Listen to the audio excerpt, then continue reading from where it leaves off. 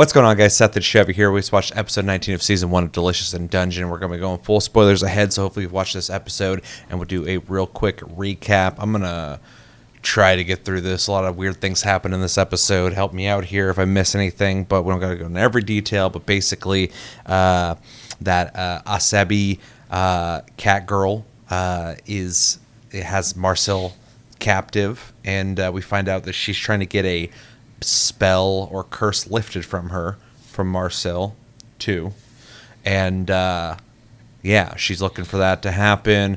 While the situation is playing out, Senshi sees that she probably needs to eat some real food, as he's typically concerned with. He makes her a risotto, but then notices that she's for one picky, but also not holding her spoon correctly. So Senshi's dad mode comes out, and he wants her to pick up her food she dropped and hold the spoon correctly.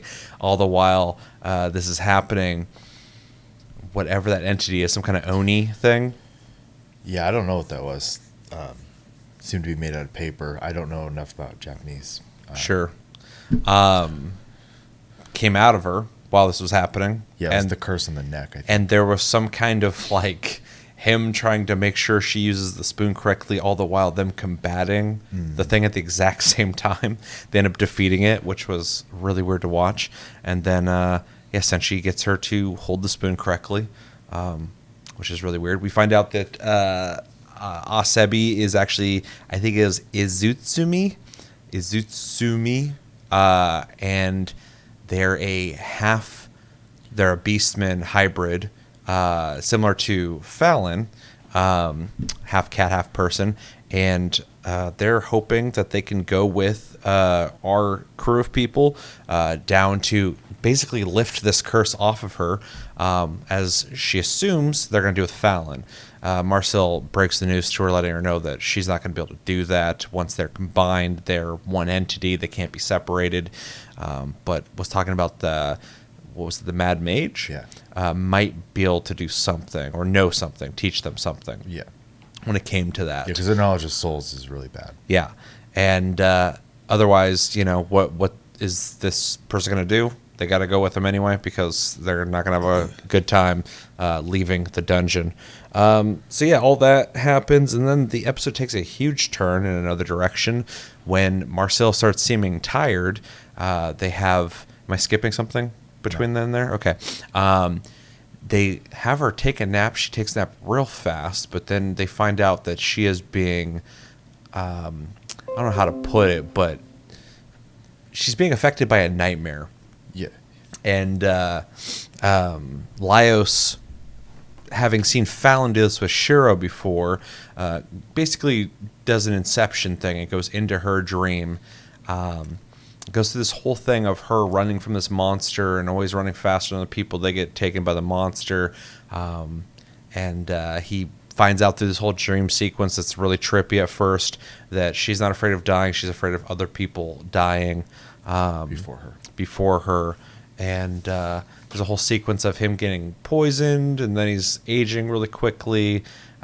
He ends up getting sucked into the monster. She ends up pulling a book out of the monster, then hitting the monster or the nightmare with the book, ending the nightmare sequence. They both wake up. They find that there are actual nightmares, which are just clams, basically, inside of her pillowcase. They end up cooking them. And then, what else am I missing at the end of the episode? I mean, while they're cooking, there's the steam basically turns into a cloud shows what they were eating of her dreams or whatever. So which showed her with a dog, which is basically Laios, who thought he was a wolf when he dug into her dream. But well, he sees himself as a wolf, but from her perspective, he's just like that dog, which I thought was kind of funny. And then it's more of a happy dream and not a nightmare anymore. So really, really interesting episode with a lot of layers. What did we think? It was definitely an interesting episode, and another instance of them kind of like putting in multiple things into one episode, but they're both kind of short things, so it was fine. thematically, they feel like they could have been their own episodes. I'm not complaining. It's just interesting how different both parts of this episode were. Yeah, well, getting a full introduction to the Catgirl was nice. We'll see how long, obviously, they hang out. Yeah, people don't stick around very long in this show. Yeah, though they don't really have a choice. They have to kind of come along at this point. I mean, I guess they could leave, but they'd be on their own. I also kind of like the motivation of them, basically, where they're like, I went through something similar to in their eyes, this beast that they just fought. Maybe they know something about it since they're the ones who caused it. And Marcel, leading into the nightmare part, but having this doubt that I don't know if I can really do anything about it. I don't know enough about souls, but if I had that mage's book, maybe I could know more about it. Then we fast forward to the nightmare scene, which I know a little bit about nightmares, but they're usually, at least from what I've seen, they're usually depicted as black horses. So seeing them as clams was a little weird. But the dream sequence, I think it's funny with Laios because he went in aware. It was just an empty room with some things that obviously the nightmare was trying to use as fuel to make him basically crumble so he could eat him. But yeah, because he was aware, he was able to just dismiss it and dig down in Marcel's dream, which the logic there was kind of silly, which is fine. The show's supposed to be fun, but it's also weird that before they even got into the nightmare stuff, Laios was in that white room with his parents and everybody, and then it went back to the main thing, and then he went into her dream, and then he started there. Yeah, it when they showed it him inside of his dream initially, and then kind of did a how'd we get here thing, that was an interesting choice in pacing. So yeah, it felt very Inception-y. But then digging literally down because he's laying on her in real life. Sure, that makes sense, I guess. Yeah. And then seeing her dream where the nightmare is actually winning basically and creating her mental state to crumble so it could eventually eat was a pretty stark contrast because obviously she didn't know what was going on versus Laios did. And then seeing basically her fears in their dream state. Obviously this monster is just a depiction for her. And then just creating the Mad Mage's book all of a sudden and then using it as a club, which was I don't think that's how it's supposed to work, but hey, it's a dream, fuck it. It worked. So and then seeing Laios's majestic wolf as a little floofer was adorable. So yeah, for sure. But yeah, it was fun. Yeah, it was a fun episode. It definitely was not. I mean, this show's always, I say this every review, always keeping me guessing. I never know what I'm getting into with every episode, which I kind of love. A lot of shows we'll watch, and I, have my guesses. I can speculate where things are going.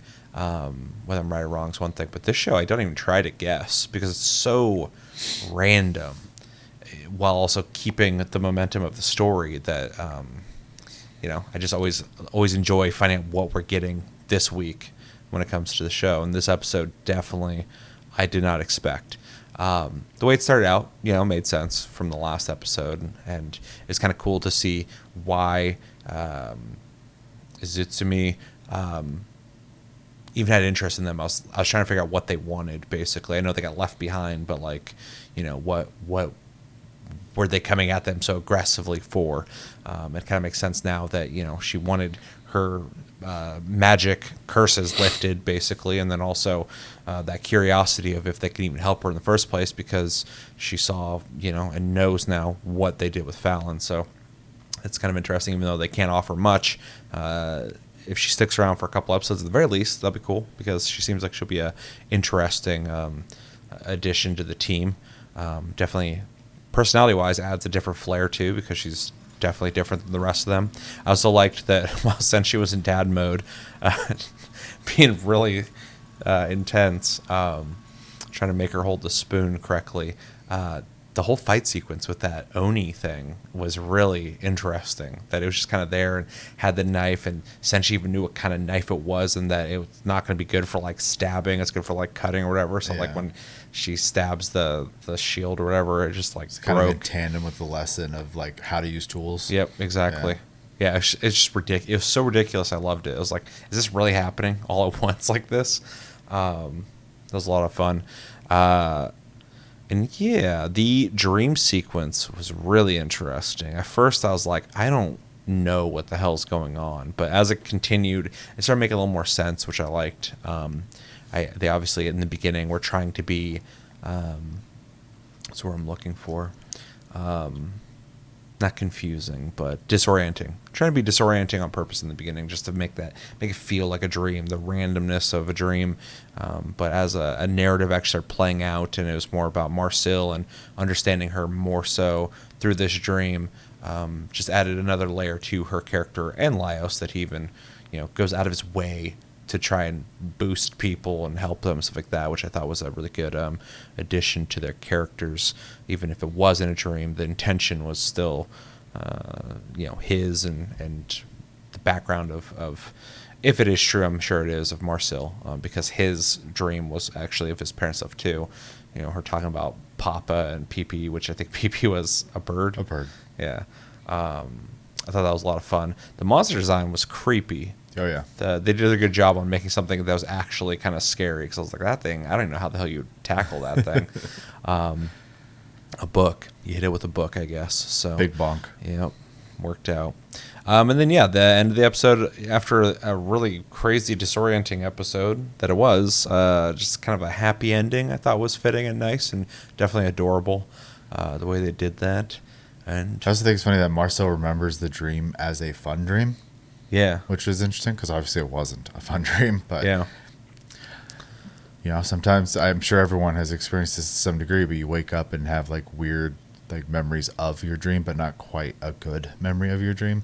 Yeah, mine, not to get into a discussion on dreams, but every time I have like a vivid dream, I remember it really well right when I wake up. And the longer I'm like awake, it like fades and I start losing parts of it, and then it's gone. I'm like, that's weird. That it's not, it's a memory, but not a real memory. Like it's bizarre. So they did a good job with, playing around with those ideas. But the show's clever, as we've said a million times, so I'm not surprised. Overall, though, I liked the episode. Really curious to see where it goes from here. Now that we have a new edition, we'll see how long they last. Because in this show, anybody can die, and it doesn't really mean a whole lot. So they're just kind of in stasis until somebody decides to bring them back if they want to. Though I am curious where it does go, because they even said that they're worried about going up top, even after they deal with Fallon. That was a kind of an important thing they'd mentioned too. We kind of already knew that, but they were saying that even if they can't change Fallon back, which I don't think they can, they need to do something about her. And so that was kind of grim, but then also saying that we can't go back up. So it's like kind of a rough bind that they're in right now. They live there now.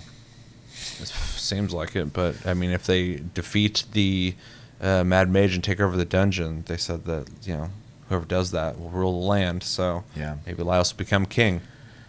Oh boy. Yeah. Hey, he's knowledgeable. He's just not. He's a simple dude. He's not a critical thinker. He is a man of action. Yeah. All right. Anything else though? Let us know in the comments what you guys think of this episode. What were some of your biggest takeaways? Is there something that happened in this episode? I'm sure I might have missed something, because there's a lot of layers to this episode that you want to discuss. Throw it in the comments. Unless it's a spoiler, please don't spoil anything for us. If you've read the manga, you know where things are going. You had a friend who told you what happens. We don't want to hear about it, and I hope you respect that. But yeah, if you are, maybe this is a spoiler, put a spoiler warning. I'll that's fine, but just don't spoil anything for us. But speculate if you want on what you think will happen in the next episode, where you think things are going. And yeah, I think that's going to do it. I've been Seth, it's been Chevy, and until the next episode, we will talk to you guys later.